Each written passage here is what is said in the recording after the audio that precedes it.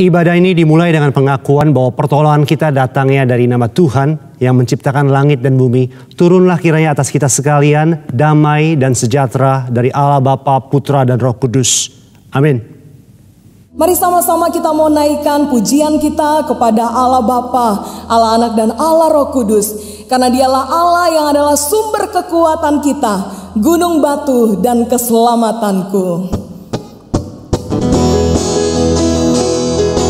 Hanya kepadanya hati kita mau terus percaya.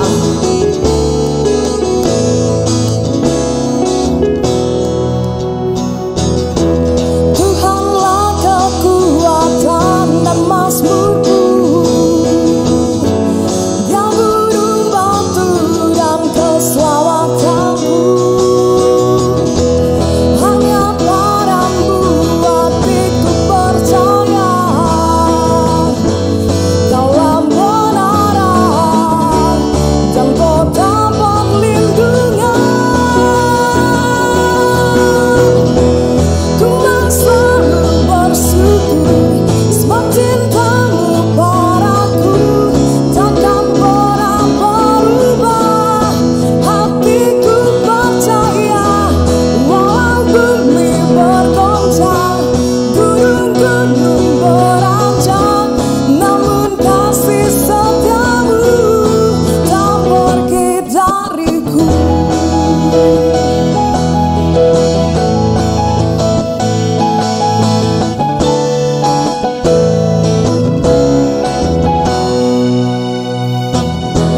Tuhanlah kekuatan dan mazmurku, Dia gunung batu dan keselamatanku. Hanya padamu hatiku percaya. Kaulah menara dan kota perlindungan. Ku mau selalu bersyukur sebab cintamu padaku takkan pernah berubah. Hatiku percaya walau bumi bergoncang, gunung-gunung beranjak, namun kasih setiamu tak pergi dariku. Ku mau selalu bersyukur sebab cintamu padaku takkan pernah berubah. Hatiku percaya walau bumi bergoncang, gunung-gunung beranjak, namun kasih setiamu tak pergi dariku. Ku mau selalu bersyukur sebab cintamu padaku takkan pernah berubah. Hatiku percaya walau bumi bergoncang, gunung-gunung beranjak, namun kasih setiamu tak pergi dariku.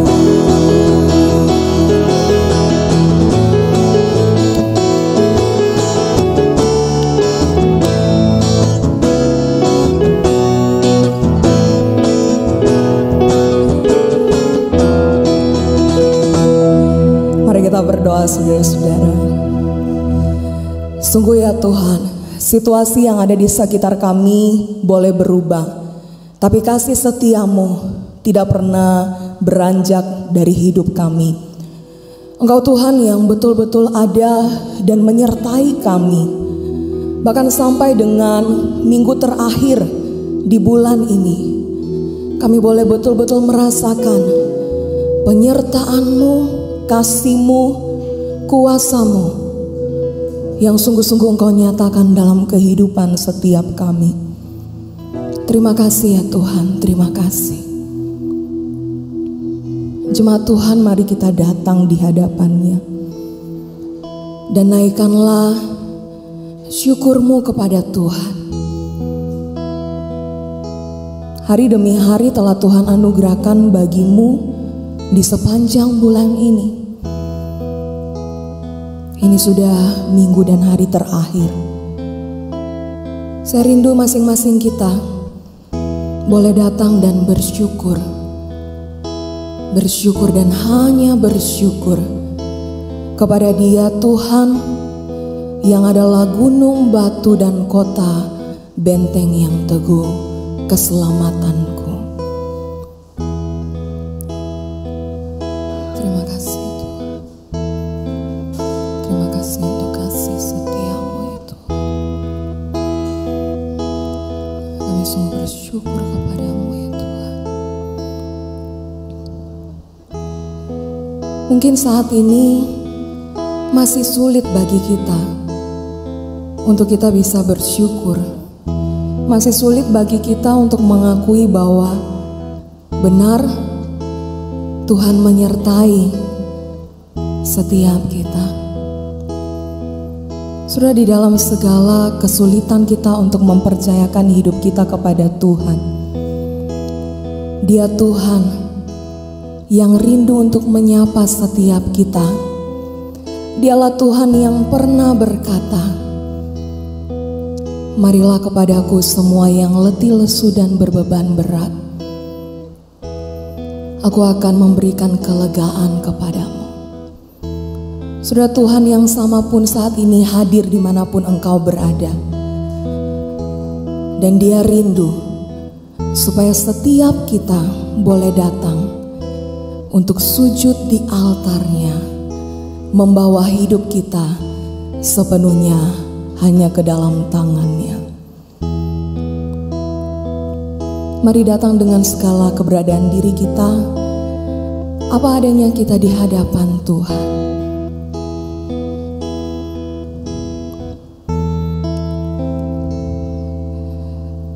Bila hati terasa berat,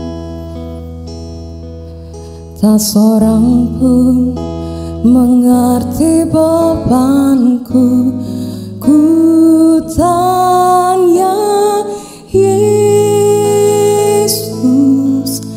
apa yang harus ku buat? Dia berfirman, "Mari datanglah." Dia akan selalu pedulikan aku. Ku datang Yesus, Dia pikul segala bebanku.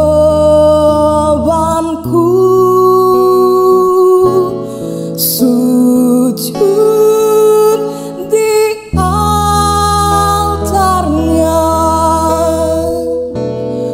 ku bawa hidupku. Ku terima anugerahnya, Dia ampuniku dan bebaskanku. Dia ubah hidupku, barui hatiku. Sesuatu terjadi saat datang di altarnya. Mari datang di hadapannya. Bila hati terasa berat, tak seorang pun mengerti bebanku. Ku tanya Yesus, apa yang harus ku buat? Dia Dia berfirman, mari datanglah. Dia akan selalu pedulikan aku. Ku datang Yesus, Dia pikul segala bebanku. Sujud di altarnya, ku bawa hidupku. Ku terima anugerahnya, Dia ampuniku dan bebaskanku. Dia ubah hidupku, barui hatiku. Sesuatu terjadi saat datang di altarnya. Sujud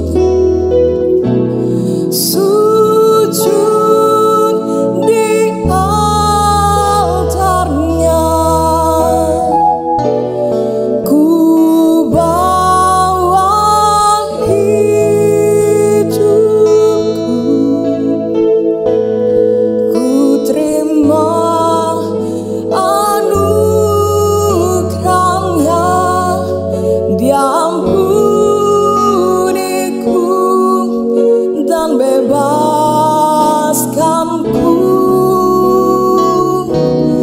Dia ubah hidupku,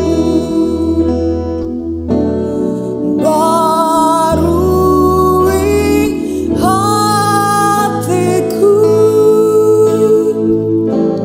Sesuatu terjadi saat datang di altarnya. Sesuatu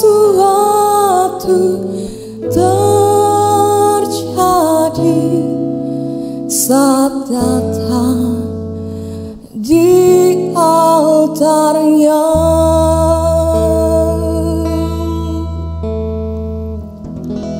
Sudah, biarlah ini yang boleh terus kita pegang dan percayai, bahwa sesuatu pasti akan terjadi ketika kita membawa diri setiap kita untuk mendekat kepadanya. Mari saudara-saudaraku, setiap kita yang mau mempercayakan hidup kita ke dalam tangan Tuhan, sama-sama kita mau ikrarkan pengakuan iman kita, pengakuan iman rasuli. Aku percaya kepada Allah Bapa yang Maha Kuasa, Khalik langit dan bumi, dan kepada Yesus Kristus anaknya yang tunggal Tuhan kita, yang dikandung dari Roh Kudus, lahir dari anak darah Maria, yang menderita sengsara di bawah pemerintahan Pontius Pilatus, disalibkan, mati dan dikuburkan, turun ke dalam kerajaan maut. Pada hari yang ketiga bangkit pula dari antara orang mati, naik ke surga, duduk di sebelah kanan Allah, Bapa yang Maha Kuasa. Dan dari sana Ia akan datang untuk menghakimi orang yang hidup dan yang mati. Aku percaya kepada Roh Kudus, gereja yang kudus dan am, persekutuan orang kudus, pengampunan dosa, kebangkitan tubuh, dan hidup yang kekal. Amin. Dialah Allah kita yang akan terus kita sembah. Dialah Allah kita yang akan terus memenuhi setiap kita dan mengubah kita. Mari datang dan minta kepadanya. Mintalah supaya Allah Roh Kudus mencelikan, menjamah setiap kita.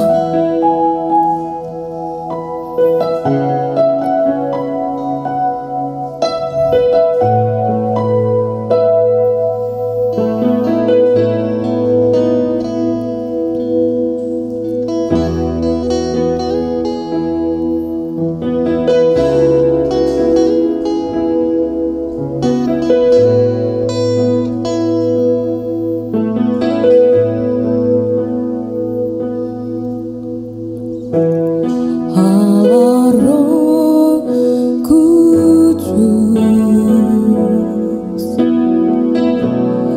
penuhi kami. Ku rindu Kau selalu dalam hidupku.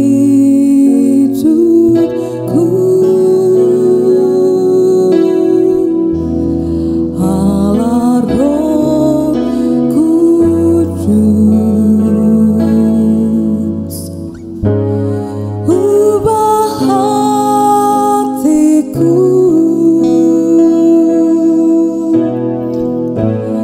jelikanku,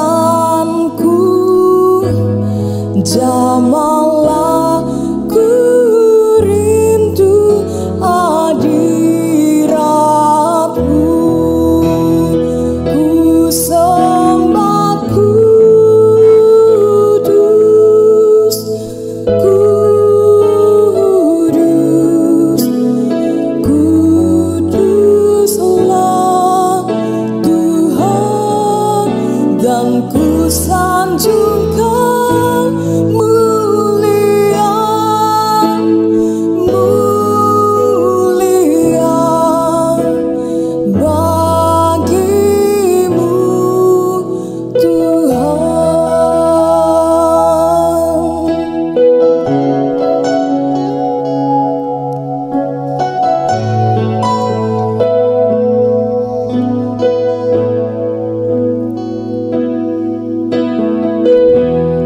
Allah Roh Kudus, penuhi kami. Ku rindu Kau selalu dalam hidupku.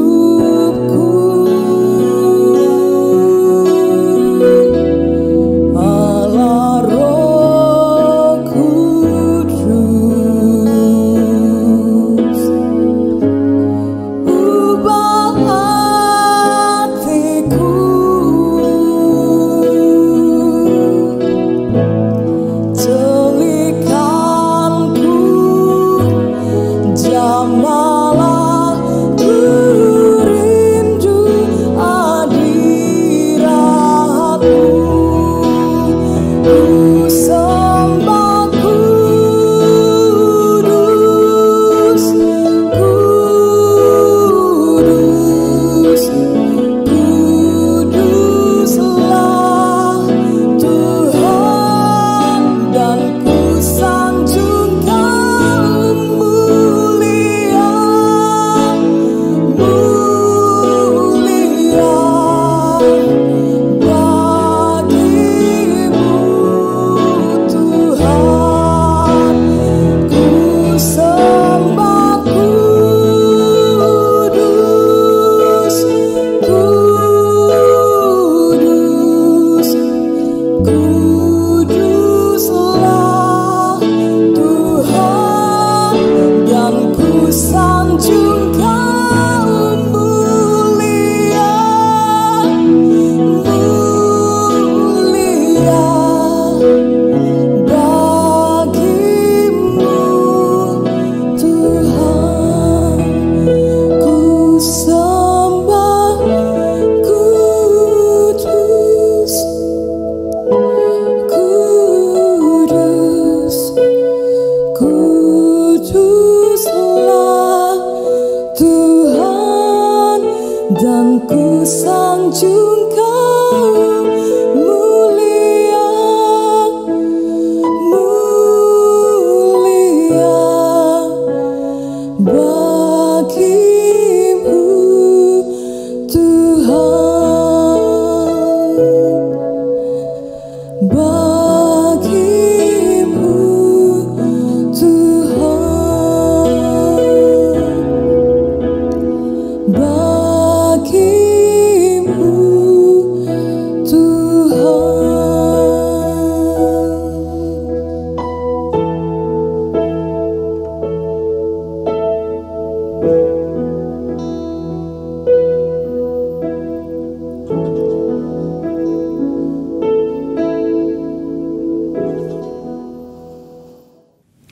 Shalom saudara yang dikasih Tuhan dimanapun saudara berada saat ini. Nama saya adalah Chandra Wim dan saya melayani sebagai dosen teologi di STT Saat Malang. Saya senang sekali bisa berbagian di dalam pelayanan memberitakan firman Tuhan di gereja saudara. Walaupun secara online saudara.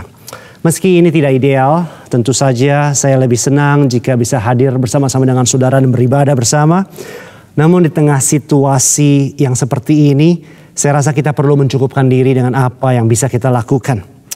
Jadi kiranya Tuhan berkenan memakai momen ini untuk berbicara kepada saudara dimanapun saudara berada dalam konteks yang beragam dan pergumulan hidup yang berbeda-beda. Mari kita berdoa sebelum kita membuka dan membaca firman Tuhan.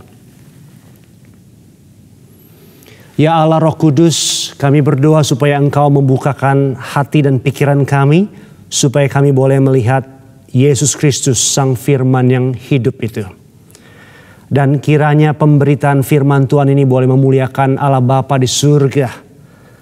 Dan kiranya Engkau yang boleh menyatakan dan berbicara kepada kami semua saat ini.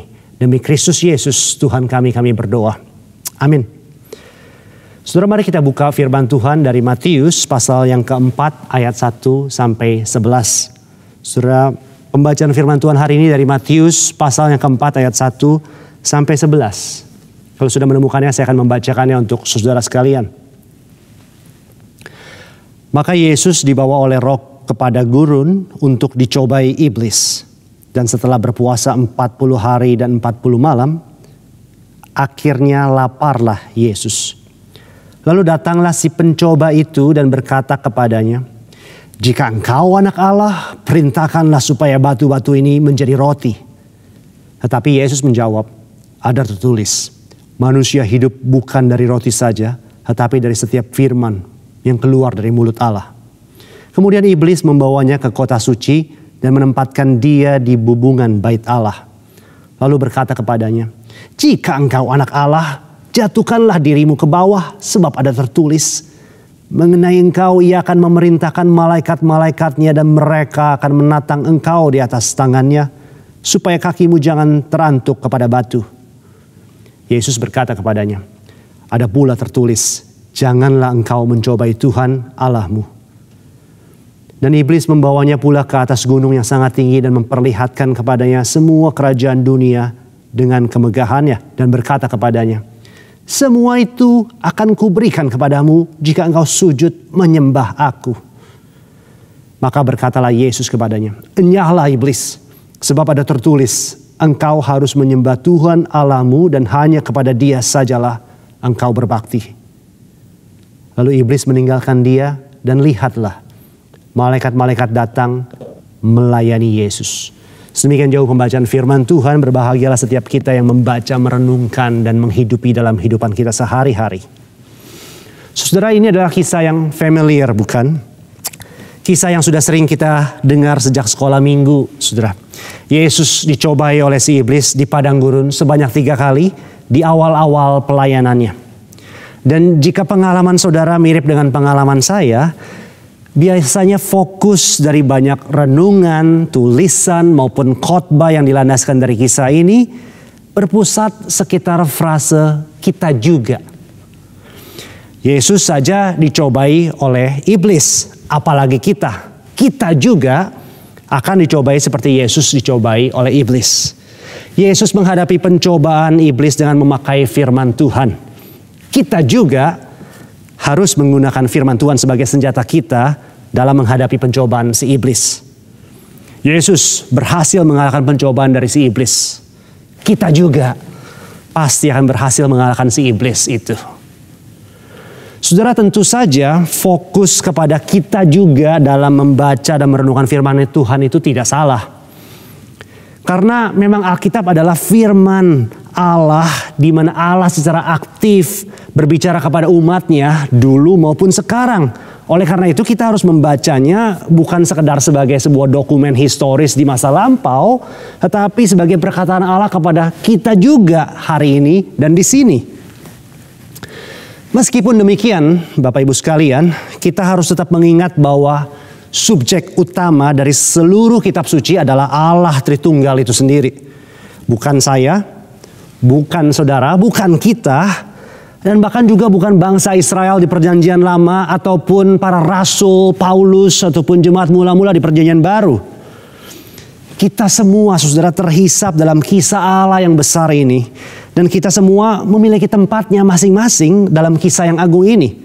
Namun harus jelas bahwa kisah ini pertama-tama dan terutama adalah tentang Allah dan bukan tentang kita.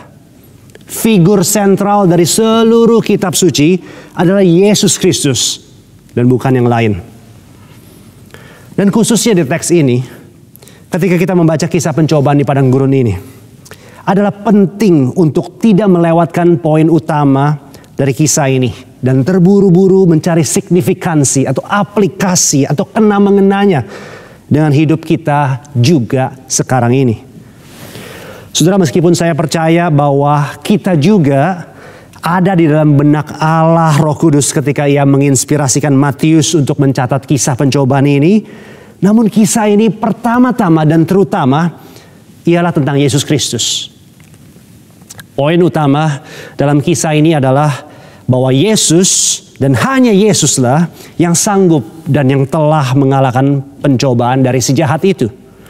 Sedangkan kita, jika dibiarkan dengan kekuatan kita sendiri, kita tidak akan sanggup. Dan bahkan kita telah kalah dari pencobaan demi pencobaan dari si jahat itu. Dengan kata lain saudara, meski kita tentu saja bisa belajar 1-2 hal tentang bagaimana menghadapi pencobaan di hidup kita, atau mendapatkan tips dan triks dari bagaimana Yesus menghadapi si iblis dalam pencobaannya itu, namun itu bukan poin utama dari teks ini. Kisah ini sebaliknya ingin menunjukkan bahwa pencobaan yang dia alami itu unik sifatnya. Pencobaan ini didesain khusus untuk dia dan hanya dialah yang sanggup melewatinya. Saudara, klaim ini tentu saja masuk akal hanya jika kita mengerti identitas Yesus Kristus itu sendiri. Apa yang dia lakukan dan apa yang dia alami, termasuk pencobaan yang dialami di sini, mendapat signifikansinya hanya jika kita mengetahui siapa dia itu sebenarnya. Dengan kata lain saudara, teks ini merupakan adegan kecil dari kisah Yesus yang lebih besar yang tercatat di dalam Injil Matius ini. Dan kisah hidup Yesus itu sendiri merupakan bagian atau kelanjutan dari kisah yang lebih besar lagi, yang sudah dikisahkan jauh sebelum kedatangan Yesus ke dunia. Jadi saudara, untuk mengerti signifikansi dari kisah pencobaan Yesus ini, dan untuk mengerti apa yang Matius sedang lakukan dengan mencatat kisah ini di sini, kita perlu sedikit banyak mundur ke belakang. Kita perlu reading backwards, alias membaca dari belakang ke depan. Pertanyaannya sekarang ialah, mau mundur ke belakang sejauh mana kita? Atau dalam konteks pembacaan kitab suci, mau mundur sedepan apa kita sekarang? Saudara, saya mengusulkan, mari mundur ke paling depan. Ke kitab yang paling awal. Ke kisah yang paling tua. Kisah orang tua pertama umat manusia. Kisah Adam dan Hawa. Saudara, kita tahu cerita ini dengan baik. Setelah Allah menciptakan dunia ini dengan segala isinya yang baik itu, Ia menciptakan Adam dan Hawa dan menempatkan mereka di Taman Eden untuk menjadi wakil Allah, menjadi gambar dan rupa Allah di dunia ini, dan untuk memelihara dan mengusahakan taman itu. Allah memberikan mereka kuasa dan tanggung jawab atas bumi ini. Tetapi Ia juga memerintahkan mereka untuk menjadi taat dan setia kepadanya. Allah mengizinkan mereka untuk makan buah dari semua pohon-pohonan yang ada di taman itu, kecuali satu yang Tuhan larang, buah dari pengetahuan yang baik dan yang jahat itu. Kita bisa mengatakan bahwa ini adalah semacam tes atau ujian yang Allah berikan kepada Adam dan Hawa. Dan tentu saja Allah bermaksud baik, saudara, untuk menguji hati dan kesetiaan mereka kepadanya, agar mereka bertumbuh dan bergantung kepada Allah. Namun kita tahu ceritanya, iblis dalam gambar dan rupa seekor ular bermaksud buruk dan mencobai mereka agar mereka berpaling dari Allah. Saudara, perhatikan bahwa ada persamaan-persamaan dan juga perbedaan-perbedaan yang menarik dari kedua kisah pencobaan ini. Persamaan yang pertama adalah soal letaknya di dalam masing-masing cerita. Pencobaan di Taman Eden itu terjadi di awal-awal dari kisah Adam dan Hawa. Allah menciptakan Adam dan Hawa, menempatkan mereka di taman itu, memberikan mereka kuasa, otoritas, dan pekerjaan untuk menjadi wakil Allah di dunia. Dan itu di pasal kedua kitab Kejadian. Lalu segera di pasal ketiga, mereka dicobai oleh si ular. Ada paralel di sini dengan Injil Matius, saudara. Yesus dilahirkan dari anak darah Maria, namun dikandung oleh Roh Kudus. Ia ditempatkan Allah di dunia, lahir di kandang domba, mendapatkan hormat dan hadiah dari para gembala dan orang-orang Majus. Lalu anak manusia ini diberikan kuasa dan pekerjaan untuk menjadi gambaran rupa Allah di dunia ini. Khususnya lewat momen baptisan Yesus, di mana Roh Kudus turun seperti burung merpati ke atas kepalanya, dan suara Allah Bapa mengotorisasi bahwa sungguh ini adalah anak Allah yang kukasihi. Itu di pasal kedua dari Matius dan ketiga, saudara. Lalu segera di pasal keempat kita baca, Yesus dicobai oleh si ular tua itu. Saudara, paralel yang lain adalah bahwa di kedua kisah pencobaan ini, di Kejadian maupun Matius, iblis sama-sama berperan aktif mencobai manusia. Dan yang menarik juga adalah bahwa di kedua kisah ini iblis itu memakai firman Tuhan. Atau lebih tepatnya mentuis atau memutarbalikkan firman Tuhan sebagai senjatanya untuk menjatuhkan manusia. Kita lihat di teks kita tadi, iblis mengutip satu bagian firman Tuhan dan berkata, jatuhkanlah dirimu ke bawah sebab ada tertulis. Bukan? Dan ia mengutip Mazmur di sana. Di pencobaan pertama di Taman Eden, ular yang adalah iblis itu juga memulai dengan berkata, tentulah Allah berfirman, semua pohon dalam taman ini jangan kamu makan buahnya, bukan? Saudara, di kedua kisah ini, iblis salah mengutip, misquoting, dan juga salah menggunakan atau misuse atau abuse firman Tuhan. Dengan memutarbalikkan perkataan Allah begitu rupa, sehingga sangat melenceng dari maksud Allah yang sesungguhnya. Saudara, perhatikan juga bahwa pencobaan di Kejadian 3 itu berkaitan dengan makan-memakan dan makanan. Dan paling tidak di pencobaan pertama iblis kepada Yesus di teks kita hari ini, pencobaan itu juga berkaitan dengan makanan, dengan roti. Saudara, pencobaan yang kedua yang Yesus terima adalah untuk menjatuhkan diri dari atas bait Allah. Dengan mengharapkan agar Bapa mengirim malaikat-malaikatnya untuk menopang Yesus agar dia tidak terluka. Saudara, ini adalah pencobaan untuk menyalahgunakan firman dan kuasa Allah untuk kepentingan pribadi yang self-centered sifatnya, yang egois sifatnya.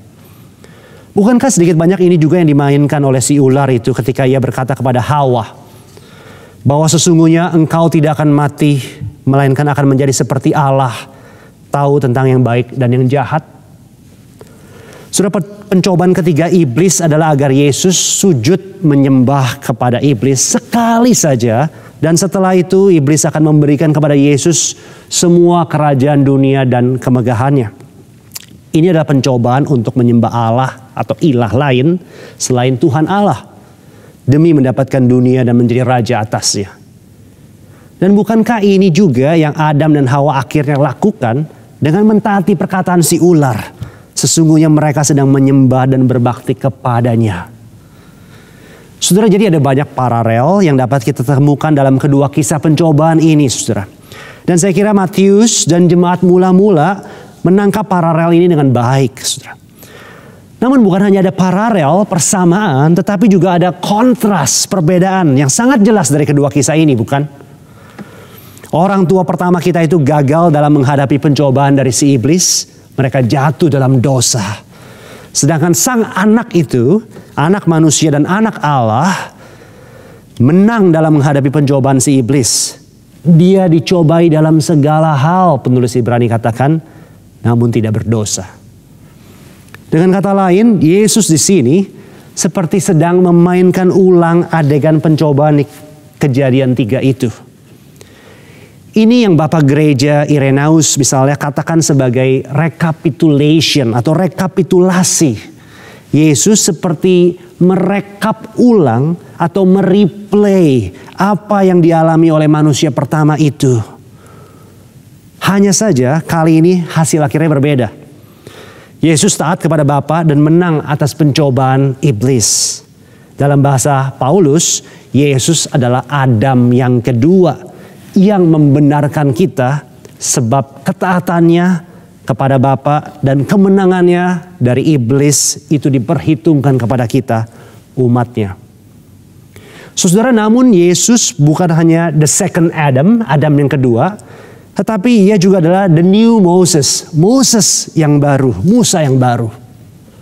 Sama seperti Musa berpuasa 40 hari sebelum ia menerima hukum Taurat dari Allah di Gunung Sinai. Di sini Yesus juga berpuasa selama 40 hari di padang gurun ini. Sebelum ia memulai pelayanannya, memberitakan kabar baik kepada umatnya. Kita bisa melihat itu setelah perikop yang sudah kita baca tadi. Kita juga bisa melihat paralel yang lebih jelas dari kisah-kisah sebelum pasal 4 di Matius ini. Di pasal kedua Matius, masa kecil Yesus digambarkan seperti Musa, saudara. Di mana keduanya perlu bolak-balik ke dan dari Mesir. Yesus kecil perlu melarikan diri ke Mesir untuk menghindari kegilaan Raja Herodes. Demikian pula, Musa kecil perlu dilarikan ke istana Mesir untuk menghindari kegilaan Raja Firaun. Baik Herodes maupun Firaun sama-sama melakukan kebrutalan dengan membunuh semua anak laki-laki kaum Ibrani saat itu, baik di Mesir maupun di Bethlehem. Namun dengan ajaib, baik Yesus maupun Musa selamat dari pembantaian yang brutal itu. Saudara, Musa, saudara ingat, ditarik keluar dari dalam air, dari sungai Nil, ketika ia ditemukan oleh putri dari Firaun itu dan diangkat menjadi anak. Di pasal ketiga dari Injil Matius, kita membaca Yesus keluar dari dalam air, dari sungai Yordan setelah ia dibaptis Yohanes. Dan kemudian suara Bapa meneguhkan dia sebagai anak yang dikasihinya. Saudara, selain sebagai the second Adam, Adam yang kedua, dan the new Moses, Musa yang baru, Tuhan Yesus juga nampaknya digambarkan sebagai the true Israel. Israel yang sejati. Surah masa penggembaraan bangsa Israel selama 40 tahun di padang gurun juga sering disebut sebagai masa pencobaan, di mana Allah mencobai hati Israel untuk melihat apakah mereka layak untuk masuk ke tanah perjanjian.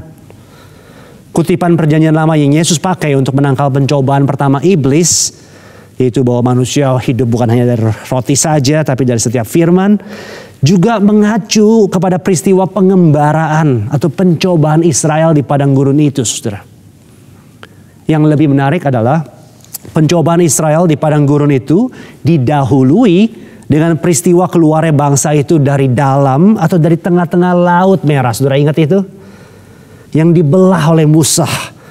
Dan yang oleh Paulus kemudian disebut sebagai kiasan atau simbol untuk baptisan Israel. Dan lihat bagaimana Matius sekarang menggambarkan kronologi yang sama di sini. Baptisan Yesus pasal ketiga kemudian diikuti dengan pencobaannya di pasal keempat ini.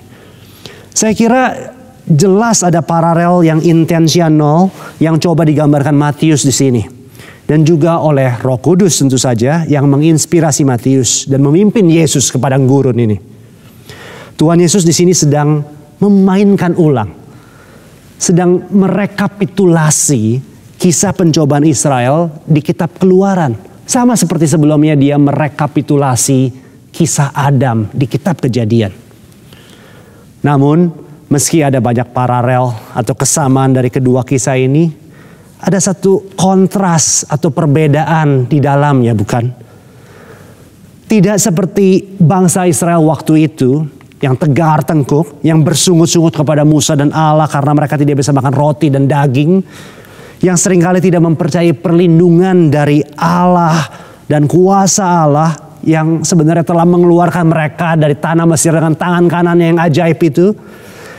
Israel yang akhirnya menyembah Allah lain dalam bentuk lembu emas buatan mereka itu sendiri. Tidak seperti itu, Yesus sebaliknya berhasil taat. Ini kontras yang jelas sekali, saudara. Meski Yesus lapar seperti Israel di padang gurun, namun ia menolak untuk memakai kuasanya untuk mengubah batu menjadi roti. Karena ia sadar bahwa manusia hidup bukan hanya dari roti saja, tapi dari setiap firman yang keluar dari mulut Allah. Meski Yesus tahu bahwa Allah akan mengirim malaikat-malaikatnya untuk menopang dia jika ia melompat dari bumbungan bait Allah itu, namun ia menolak untuk mencobai Allah Bapanya seperti Israel mencobai Allah ketika di padang gurun itu. Dan meski Yesus sadar bahwa iblis dalam taraf tertentu mungkin memiliki kuasa untuk mempercepat datangnya kerajaan Allah di bumi ini, namun Yesus menolak untuk membuat jalan pintas, untuk mendirikan lembu emas dan menyembahnya. Sebaliknya Yesus tahu benar akan jalan yang Bapanya sudah sediakan baginya. Dan ia setia kepada jalan itu, jalan salib. Jadi saudara, kita sudah melihat ke belakang, saudara.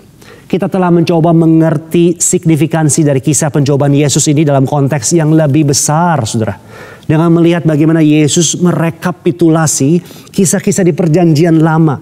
Dan dengan demikian menunjukkan identitasnya, siapa diri dia sesungguhnya. Sekarang waktunya kita melihat ke depan, saudara. Sebab kisah pencobaan ini juga berfungsi sebagai semacam penanda atau penunjuk untuk mengantisipasi apa yang akan terjadi dalam hidup dan pelayanan Tuhan Yesus ke depan. Saudara, pada intinya kisah pencobaan ini memberikan indikasi bahwa seluruh kehidupan dan pelayanan Yesus adalah sebuah medan pertempuran antara kerajaan Allah dengan kerajaan si jahat itu. Antara the reign of God dengan the reign of the devil. Jadi saudara, Yesus datang bukan hanya sebagai seorang guru atau rabi yang agung yang mengajarkan Taurat dan apa artinya hidup yang baik. Tetapi dia datang untuk membenarkan apa yang salah. Untuk merekapitulasi sejarah Adam dan sejarah Israel. Dia datang untuk merampas dan merebut kembali, mereklaim dunia yang telah ada dalam cengkraman si jahat itu. Dia datang sebagai anak domba Allah yang menghapus dosa dunia. Dan ia melakukan hal ini dengan menghadapi si iblis secara langsung. Dari awal pelayanannya sampai pada akhirnya. Saudara, teks kita menunjukkan bahwa Yesus telah berhasil mengusir iblis dari hadapannya. Dan menang atas pencobaan ini. Namun si iblis belum kehilangan sengatnya. Dan belum juga menyerah. Versi Lukas dari kisah ini ditutup dengan perkataan, iblis mundur dari hadapan Yesus dan menunggu waktu yang baik. Dan kalau saudara membaca kitab-kitab Injil, saudara akan mendapati bahwa iblis bekerja melalui banyak agen dan berbagai cara untuk mencobai Yesus terus-menerus. Puncaknya tentu saja ialah di dalam peristiwa penyaliban Tuhan Yesus. Saudara, Alkitab dan tradisi Kristen secara konsisten mengajarkan bahwa salib Kristus adalah poin klimaks di mana peperangan antara Allah dan si jahat itu berlangsung. Salib adalah tempat di mana si ular tua itu meremukan tumit dari keturunan si Hawa, yaitu sang anak manusia itu.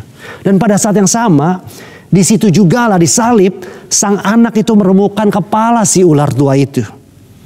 Iblis mengira bahwa ia menang karena berhasil membunuh anak Allah di atas kayu salib.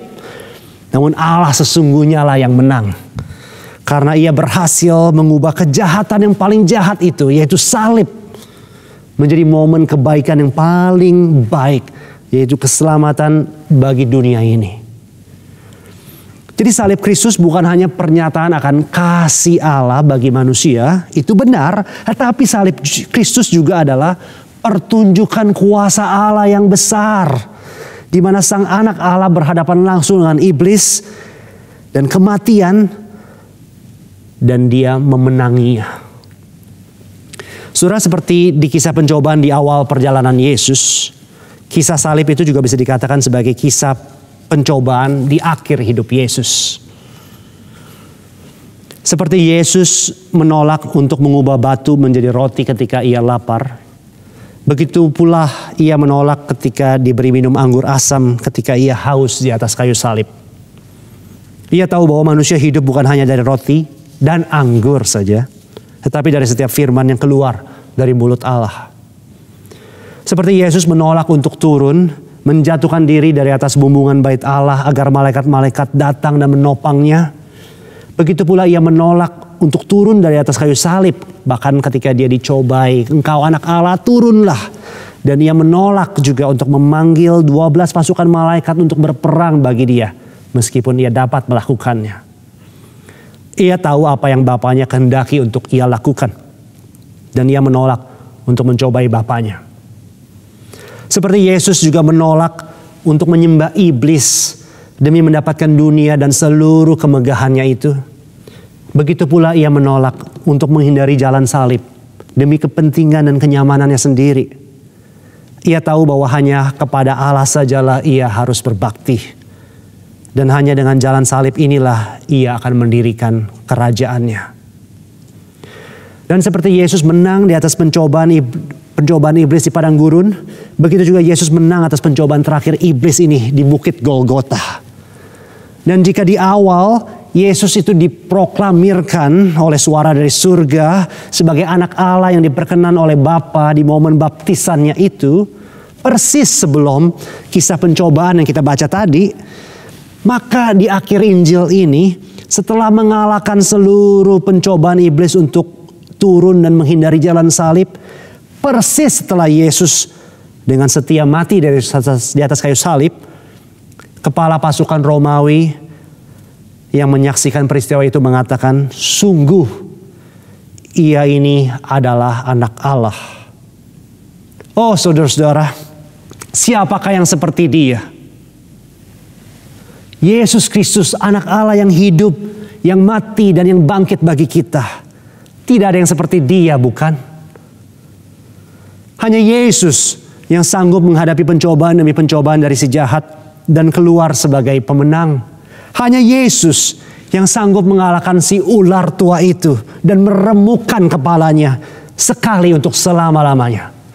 Hanya Yesus yang sanggup hidup sepenuhnya dalam ketaatan kepada Bapa, bahkan taat sampai mati di atas kayu salib. Hanya Yesus.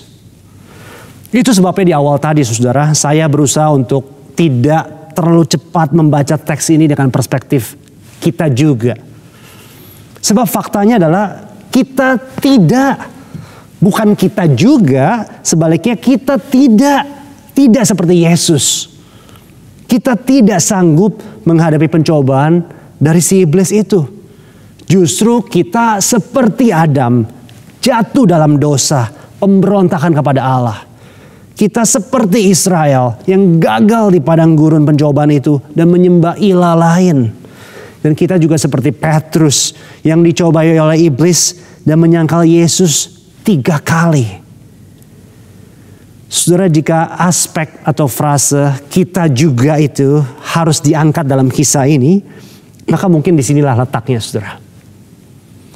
Hanya Yesus yang sanggup mengalahkan pencobaan dari si jahat. Dan karena itulah, dan hanya di dalam dialah, kita juga beroleh keselamatan dan kemenangan.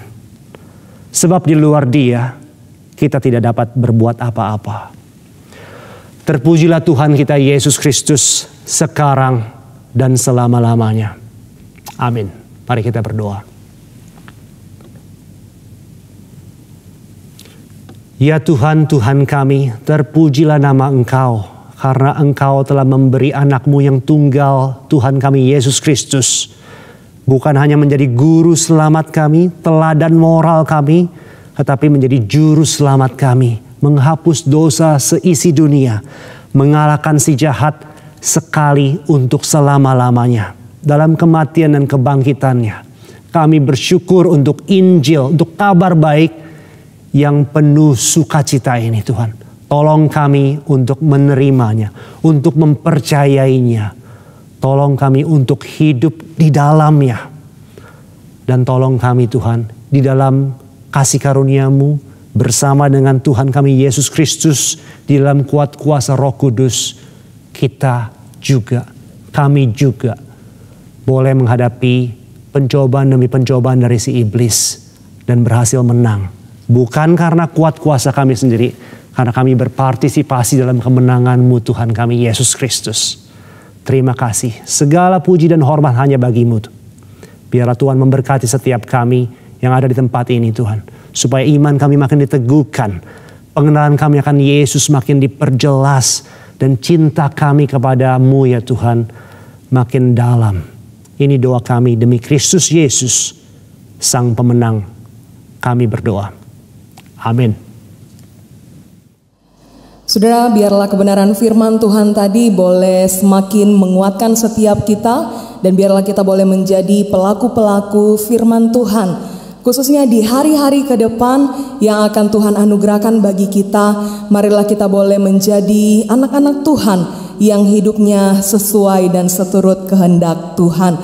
Karena kita mau sama-sama percaya bahwa hidup kita ada di tangan Tuhan, dan Dialah Tuhan yang akan mengatur setiap langkah kita. Mari nyanyikan pujian ini bersama-sama.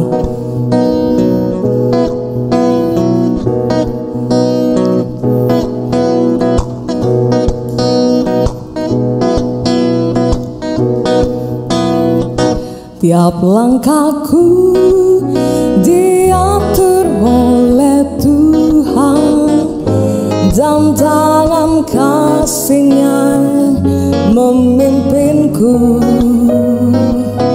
Di tengah badai dunia menakutkan, hatiku tetap tenang teduh.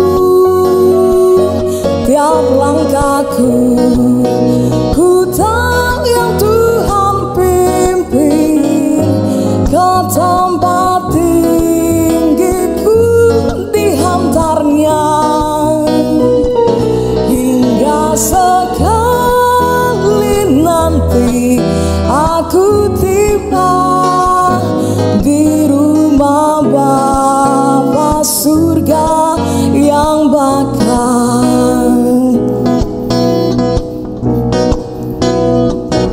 Di waktu imanku mulai goyang, dan bila jalanku hampir sesat, ku pandang Tuhanku penebus dosa. Ku teguh sebab Dia dekat. Tiap langkahku, ku tahu yang Tuhan pimpin ke tempat tinggiku, dihantarnya hingga sekali nanti aku tiba di rumah Bapa surga yang bakal. Tiap langkahku, ku tahu yang Tuhan pimpin ke tempat tinggiku, dihantarnya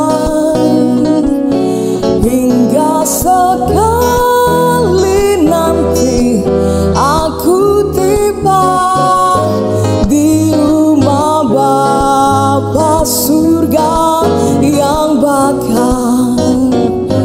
Di rumah Bapa surga yang bakal. Di rumah Bapa surga yang bakal.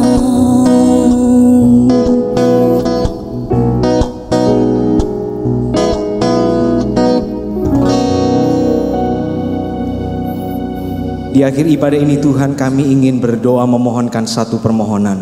Biarlah kiranya Allah Roh Kudus yang akan terus melengkapi kami dengan kuat kuasa, dengan anugerah dan damai sejahtera yang berlimpah-limpah, supaya kami boleh berdiri teguh di tengah segala situasi, di tengah segala tantangan dan kesulitan yang ada, dan kami boleh maju menjadi anak-anak Tuhan, menjadi agen-agen Tuhan untuk kemudian melakukan pekerjaan Tuhan di muka bumi ini, membawa kemuliaan bagi nama-Mu. Ini kerinduan kami Tuhan.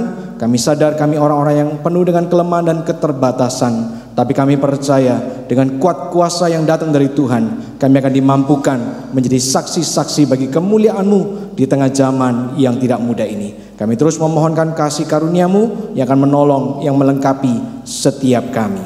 Maka sekarang jemaat Tuhan, mari kita sama-sama berdiri. Kita akan mengembalikan segala pujian, hormat dan kemuliaan hanya bagi nama Tuhan.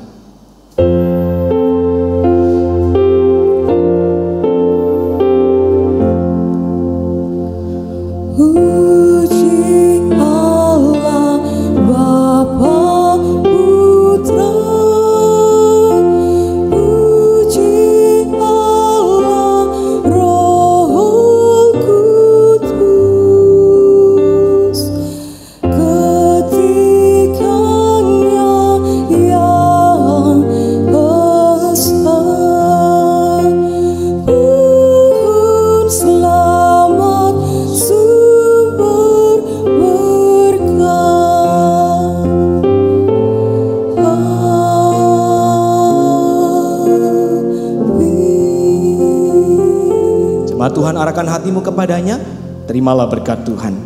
Kiranya kasih karunia dari Allah Bapa Surgawi, cinta kasih sempurna dari Tuhan Yesus Kristus, kiranya penghiburan, persekutuan, kuat kuasa yang melimpah-limpah dan damai sejahtera surgawi dari Allah Roh Kudus akan memenuhi hatimu, memimpin kehidupanmu, berjalan sebagai pahlawan-pahlawan iman hari ini sampai selama-lamanya. Amin.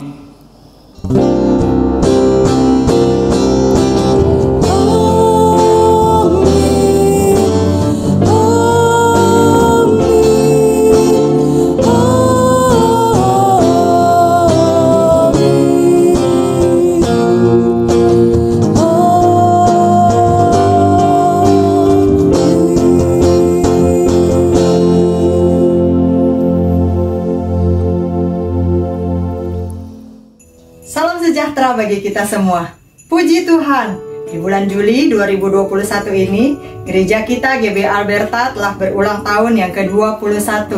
Badan pengurus GB Alberta memantapkan hati untuk melangkah maju, melaksanakan rencana renovasi bangunan gereja kami yang selama ini bertahun-tahun sudah kami doakan bersama-sama. Adapun usia bangunan yang sudah cukup tua, yaitu 36 tahun, menyebabkan kami seringkali mengalami gangguan dalam bidang kelistrikan yang bolak-balik korslet, mengalami gangguan dalam bidang saluran air yang terkadang menimbulkan bau yang kurang sedap, dan juga beberapa kali langit-langit itu jebol sehingga air hujan itu membanjiri lantai yang ada di bawahnya. Bahkan ruang ibadah kami beberapa kali juga mengalami kebanjiran. Saat ini dana yang kami miliki memang masih jauh dari jumlah yang dibutuhkan untuk menyelesaikan seluruh rancangan. Oleh sebab itu, kami ingin mengajak Bapak Ibu Saudara-saudari untuk menyatukan hati, untuk bergandengan tangan, bergerak bersama dengan kami, mendapatkan kehormatan, memperbaiki rumah Tuhan GBI Alberta. Kami percaya kalau kita menyatukan hati, bergerak bersama untuk kemuliaan nama Tuhan, kita menabur dengan mencucurkan air mata, maka kita pasti akan menuai dengan bersorak-sorai. Silakan Bapak Ibu Saudara bisa membagikan video ini kepada siapa Tuhan menggerakkan hati Bapak Ibu Saudara, untuk mereka juga bisa mendapatkan kehormatan, ikut serta berpartisipasi, berbagi berkat atas apa yang Tuhan sudah berikan, memberikan janji iman mereka untuk memperbaiki rumah Tuhan GBI Alberta bersama dengan kita semua. Terima kasih atas partisipasi Bapak Ibu Saudara. Tuhan Yesus memberkati kita semua. Gerejaku, keluargaku, keluargaku, gerejaku, Alberta, Allah selalu beserta dengan kita. Tuhanlah kekuatan dan mazmur